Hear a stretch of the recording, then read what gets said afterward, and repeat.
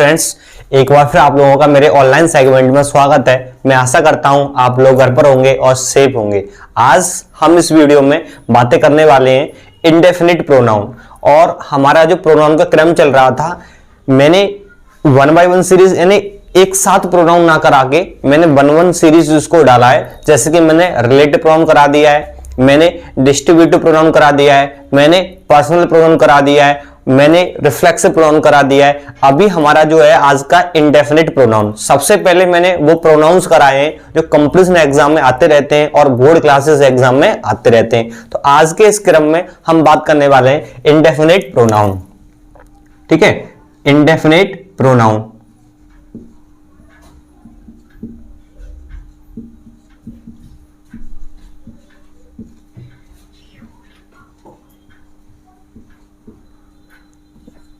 जो आपका indefinite pronoun होता है ना, इंडेफिनिट प्रोनाउन की हिंदी होती है अनिश्चित वाचक सर्वनाम। अनिश्चित वाचक सर्वनाम, उसको क्या बोलते हैं हम लोग? Indefinite pronoun. अक्सर स्टूडेंट्स को इसमें प्रॉब्लम रहती है, लेकिन आज के बाद आपकी जो प्रॉब्लम है आज खत्म हो जाएगी कि एक्चुअली में इंडेफिनिट प्रोनाउन क्या होता है और कैसे आप लोगों को यूज करना है। ठीक है, तो इंडेफिनिट प्रोनाउन, इसके क्रम में आप लोगों को पहले एक चीज समझनी पड़ेगी। वो क्या है? देखो, इंडेफिनिट प्रोनाउन के अंतर्गत कुछ शब्द आते हैं, जैसे कि आपका everybody, somebody, everybody, somebody, nobody, anybody,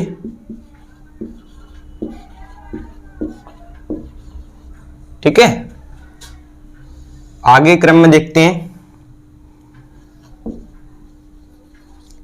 something, everything,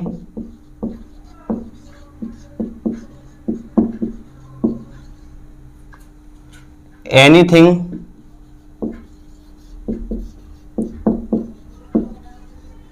nothing,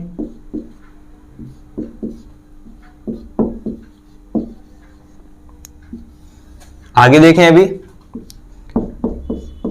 everyone,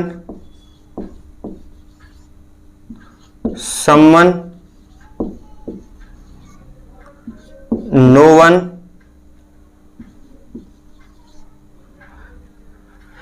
ठीक है। Everyone, someone, no one, anyone, आपका वन। और आगे देखें, सम, आपका ऑल, आपका मैनी और आपका फ्यू। ठीक है, सभी क्या होते हैं? हमारे इंडेफिनिट प्रोनाउन होते हैं। मैंने कोशिश करी है पूरी आप लोगों का इंडेफिनिट प्रोनाउन। पहले तो आप इंडेफिनिट प्रोनाउन की परिभाषा समझ लें। इंडेफिनिट प्रोनाउन किसे कहते हैं? ऐसा प्रोनाउन जो अनिश्चित व्यक्ति और वस्तु, ऐसा प्रोनाउन जो अनिश्चित व्यक्ति को वस्तु का बोध कराता है, उसे हम लोग इंडेफिनिट प्रोनाउन कहते हैं। यानी इसमें ना तो कोई व्यक्ति फिक्स होगा ना कोई वस्तु फिक्स होगी, बस इतना फिक्स होगा क्या है? वो अनिश्चित, यानी पता नहीं उसके बारे में कितने लोग हैं, कितनी वस्तुएं, या कितने पुरुष हैं या कितनी महिलाएं। नाम से समझ सकते हैं इंडेफिनिट। डेफिनिट होता तो निश्चित हो जाता है, और इंडेफिनिट माने क्या हो जाता है? अनिश्चित। तो इंडेफिनिट प्रोनाउन की परिभाषा क्या है? कि ऐसा प्रोनाउन जो अनिश्चित व्यक्ति को वस्तुओं का बोध कराता है, उसे क्या कहते हैं हम लोग? इंडेफिनिट प्रोनाउन कहते हैं। इसके अंतर्गत आता क्या है? आपका everybody, somebody, nobody, anybody, something, everything, anything, nothing, everyone, someone, no one, anyone, one, some, all, many और फ्यू। क्लियर? ये सभी कहां आते हैं? आपके इंडेफिनिट प्रोनाउन के अंतर्गत आते हैं। उनमें से आपका एक तो वन थोड़ा सा इंपॉर्टेंट है, इसलिए इसमें सर्कल कर दिया है, पर आप सबको हम समझेंगे डिटेल में। देखें, एक चीज देखना है आप लोगों को, जिनके लास्ट में आपका क्या आ रहा है? एक तो बड़ी आ रहा है और जिनके लास्ट में वन आ रहा है, उनसे बोध होगा ह्यूमन का। किसका? ह्यूमन। कहने का मतलब है जिन प्रोनाउन के लास्ट में बड़ी आ रहा हो BODY या लास्ट में क्या आ रहा हो वन आ रहा हो ONE, तो समझ जाना वो सभी यूज होंगे व्यक्तियों के लिए। किसके लिए? व्यक्ति। व्यक्ति बोले तो इन सेंस चाहे लड़का या लड़की या व्यक्ति या औरत, यानी बड़ी और वन वाले प्रोनाउन किसके लिए यूज होंगे?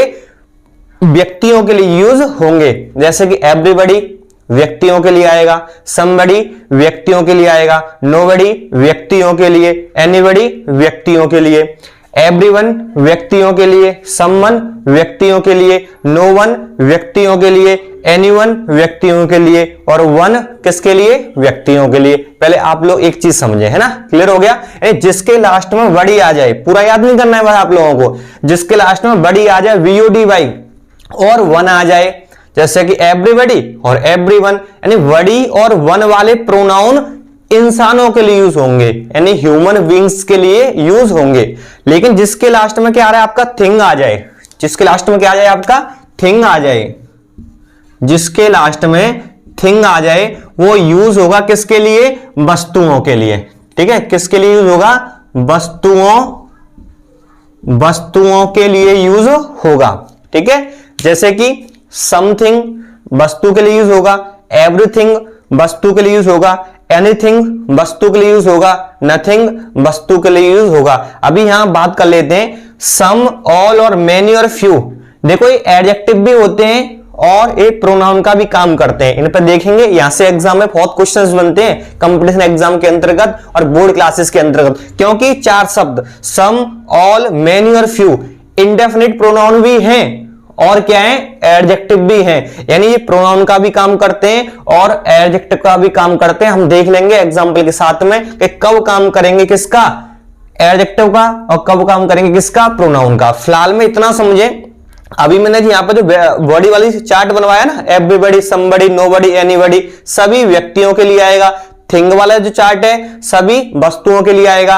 वन वाला चार्ट है वो किसके लिए आएगा? व्यक्तियों के लिए आएगा। सीधा सा फंडा है, कुछ याद नहीं करना है आपको, सब कुछ लास्ट में बड़ी आ जाए और वन आ जाए व्यक्तियों के लिए, लास्ट में थिंग आ जाए तो वस्तुओं के लिए यूज होगा। जैसे समथिंग, एवरीथिंग, एनीथिंग, नथिंग, सभी वस्तुओं के लिए यूज होगा। यहां तक क्लियर? उसके बाद समझे, जितने भी मैंने आप लोगों को इंडेफिनिट प्रोनाउन कराया है, इन चारों को छोड़कर, अभी सम, ऑल और मेनी और फ्यू को छोड़कर इनकी बात कर रहा हूं, जिनके लास्ट में बड़ी आ रहा हो VODY या वन आ रहा हो ONE1 या थिंग आ रहा हो ONE या थिंग आ रहा हो, उनके साथ अगर आप लोगों को कभी वर्ब यूज करना है तो वर्ब हमेशा सिंगुलर की आएगी। ध्यान रखना, मैं अभी चारों की बात नहीं कर रहा हूं, सम की बात मैं नहीं कर रहा हूं, ऑल की बात मैं नहीं कर रहा हूं, मैनी की बात नहीं कर रहा हूं, फ्यू की बात नहीं कर रहा हूं। अभी चारों को आप भूल जाएं। फिलहाल में आप तीन शब्दों पर ध्यान दें जिनके लास्ट में बड़ी और वन और थिंग, यानी समथिंग, एवरीबॉडी और एवरीवन, जिनके लास्ट में वन आ रहा हो या VODY आ रहा हो या थिंग आ रहा हो, और उनके साथ आप लोगों को वर्ब यूज करना है। तो ध्यान रखना, हमेशा इन तीनों के साथ जो वर्ब आएगी वो हमेशा आपकी सिंगुलर की वर्ब आएगी। कैसी वर्ब आएगी? सिंगुलर की। विशेष ध्यान देना है आप लोगों को। हमेशा, या रट सकते हैं आप, कुछ भी कर सकते हैं, हमेशा कैसी वर्ब आएगी? सिंगुलर की वर्ब आएगी। किसके साथ में? इंडेफिनिट प्रोनाउन के साथ में, इन चारों को छोड़कर। एवरीबॉडी के साथ हमेशा एक वचन की वर्ब, समथिंग के साथ हमेशा एक वचन की वर्ब, एवरीवन के साथ हमेशा एक वचन की वर्ब। ठीक है, कॉन्सेप्ट को क्लियर करें। पहला कॉन्सेप्ट अभी बताया कि कौन सा व्यक्तियों के लिए यूज होगा और कौन सा वस्तुओं के लिए यूज होगा। अभी मैंने बताया जिसके लास्ट में बड़ी आ रहा हो या समथिंग आ रहा हो या एवरीवन यानी वन आ रहा हो, इन सभी के साथ अगर आपको वर्ब यूज करना है तो सीधा सा फंडा है, एक वचन की वर्ब आएगी, यानी सिंगुलर। यानी सिंगुलर बोले तो एक वचन की सभी के साथ वर्ब आएगी। यहां तक क्लियर हो गया आप लोगों को? ओके, आगे ध्यान दें। आगे क्या करना है? देखो, आपका बड़ी और वन बताया आपको कि इंसानों के लिए आएगा। किसके लिए आएगा? इंसानों के लिए। बट इनके लिए, इस प्रोनाउन के लिए प्रोनाउन ही यूज करना है आप लोगों को। कैसे? समझे नहीं होंगे, अभी मैं समझाता हूं। डोंट वरी, ठीक है, डोंट वरी, अभी समझाता हूं आप लोगों को। मान लो बड़ी और वन वाले प्रोनाउंस के साथ अगर आपको प्रोनाउन यूज करना है, जैसे मैं बोल दूं कि प्रत्येक व्यक्ति अपना कार्य कर रहा है, प्रत्येक व्यक्ति अपना कार्य कर रहा है।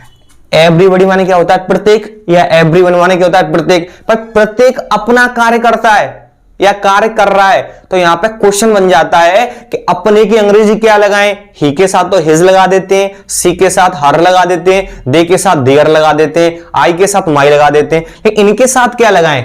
ऐसे भी तो आ सकता है कि प्रत्येक व्यक्ति अपना कार्य कर रहा है और प्रत्येक की रहेंगे एवरीवन या एवरीबॉडी। तो सीधा सा फंडा है, जिनके लास्ट में वड़ी आ रहा हो, वीओडी वाई, या वन आ रहा हो, वड़ी आ रहा हो या वन आ रहा हो, उनके साथ अपने की अंग्रेजी क्या होगी?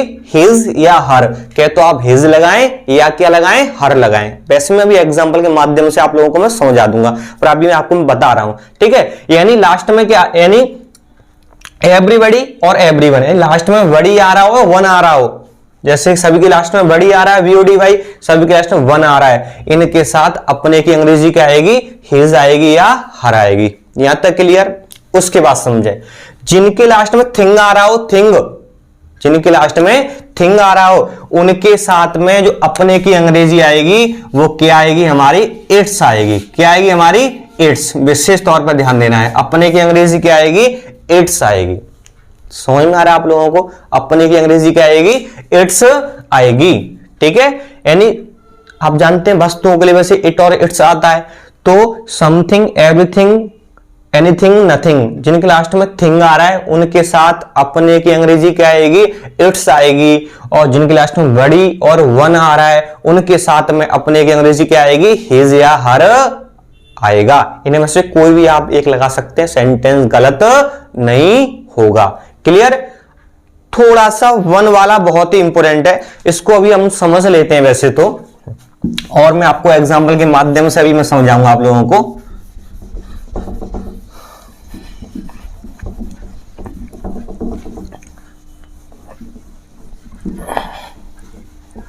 काफी इंपॉर्टेंट है। प्लीज अगर आप लोगों को वीडियो पसंद आ रही हो तो प्लीज आप लोग लाइक करें, कमेंट करें, और वीडियो को आप लोग और शेयर करें, और चैनल को आप सबसे ज्यादा सब्सक्राइब करें।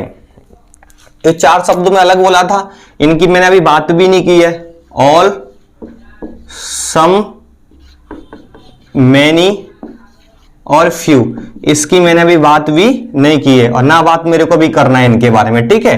अभी हमने जो बात की है ना, उन एग्जांपल्स को हम समझ लेते हैं कि कैसे एग्जाम में क्वेश्चंस बन सकते हैं। देखो मैंने एग्जांपल बोला, ऐसे आ सकता है, everyone should love their country।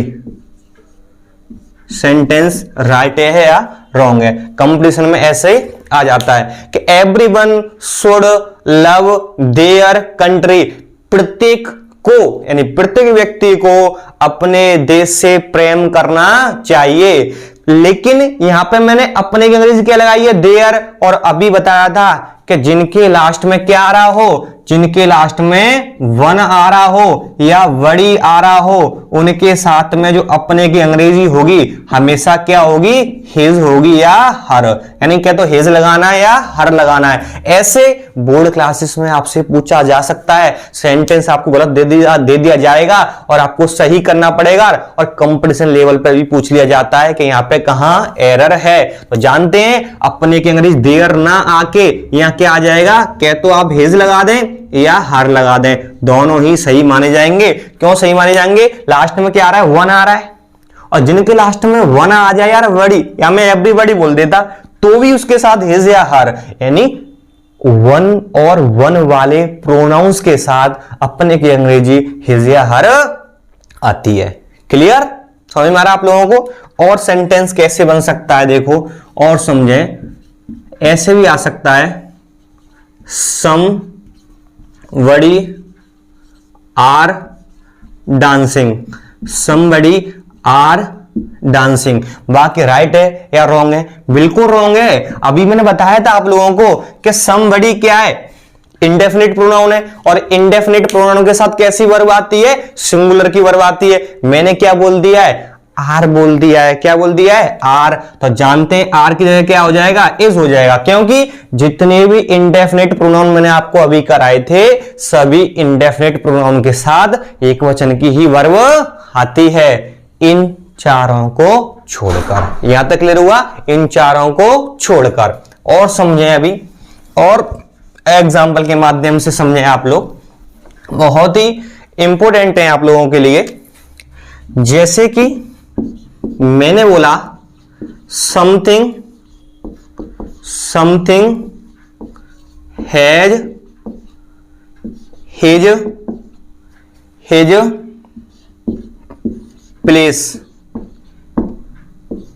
Place, कोई वस्तु अपनी जगह पर है, कोई वस्तु अपनी जगह पर है। अरे थिंग आ रहा है, समथिंग, थिंग वाले प्रोनाउन तो वस्तुओं के लिए यूज होते हैं, और वस्तुओं के लिए यूज होते हैं तो इनके साथ अपने की अंग्रेजी हिज नहीं आएगी। क्या आएगी अपने की अंग्रेजी? इट्स आएगी। बताया था थिंग वाले प्रोनाउन के साथ समथिंग, एवरीथिंग, नथिंग, सभी के साथ अपने की अंग्रेजी क्या होगी? इट्स होगी। सभी के साथ अपने की अंग्रेजी इट्स होगी। इसलिए यहां पे भी ऐसे मिस्टेक दे सकता है और मेरे रसगुल्लों को ऐसे सही कर आना है। क्लियर? आई होप आपको समझ में आ रहा होगा किस तरीके से क्वेश्चंस बने। अब आगे ध्यान देना, आगे और इंपॉर्टेंट चीज है जो कि अक्सर अगर इंडेफिनिट प्रोनाउन से क्वेश्चन पूछा जाता है तो इसको लेकर बहुत पूछा जाता है, वन के साथ अपने की अंग्रेजी क्या होती है? वंस होती है। ये मोस्ट इंपॉर्टेंट है कंपटीशन के लिए और किसके लिए? बोर्ड क्लासेस के लिए। वन के साथ अपने की अंग्रेजी हमेशा वंस आती है। यहां पे मेरे रसगुल्ले मिस्टेक क्या कर देते हैं कि वन क्या आ रहा है लास्ट में, चाहे आगे जैसे मैं बोला था एवरीवन, लास्ट में वन आ रहा है, समवन, नो वन, तो बोलते हैं वन वाला तो सर ने व्यक्तियों के लिए बताया है, व्यक्तियों के लिए बताया तो उनके साथ अपने की अंग्रेजी सर ने हिज और हर बताई थी, तो या हिज लगा दो या हर लगा दो, तो इसके साथ हिज या हर लगा के आ जाते हैं। पर थोड़ा सा ये अलग है, एक्सेप्शन है, डाउट में आता है, वन के साथ अपने की अंग्रेजी क्या आएगी? हमेशा वंस आएगी। थोड़ा सा इसको ही आपको याद रखना है, केवल वन के साथ अपने की अंग्रेजी क्या लगानी है? आप लोगों को वंस लगानी है। बहुत ही इंपॉर्टेंट है, समझ लें। ऐसे आ जाएगा, one should do once duty, one should do once duty. ठीक है, बाकी राइट है या रॉन्ग है? बाकी क्या है? बिल्कुल सही है कि one should do once duty. किसी को या किसी व्यक्ति को अपना क्या करना चाहिए? अपना कर्तव्य निभाना चाहिए। यहां क्या दे सकता है? यहां हिज दे सकता है। क्या दे सकता है? कि one should do his duty, ऐसे दे सकता है। हिज और हर और इट्स कुछ भी नहीं आएगा, रट्टा मान लो। वन के साथ क्या आएगा? आप लोगों का वंस आएगा। क्लियर? बहुत ही इंपॉर्टेंट, बहुत ही उम्दा था ये। अब हम इन चारों की बात कर लेते हैं, ऑल, सम और मैनी। ये हमारे इंडेफिनिट प्रोनाउन भी होते हैं और हमारे क्या होते हैं? एडजेक्टिव भी होते हैं। कब एडजेक्टिव होंगे और कब प्रोनाउन होंगे उनको मैं आप लोगों को समझा देता हूं। जैसे कि समझे, मैंने बोला some are dancing, some are dancing. एक मैंने बोला सम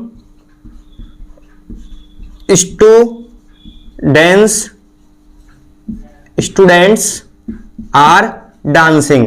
इसमें समझे आप लोग? स्पष्ट बता रहा है। ये देखें, सम आर डांसिंग, यहां सम क्या है? कर्ता का काम कर रहा है और सम के बाद कोई नाउन नहीं है।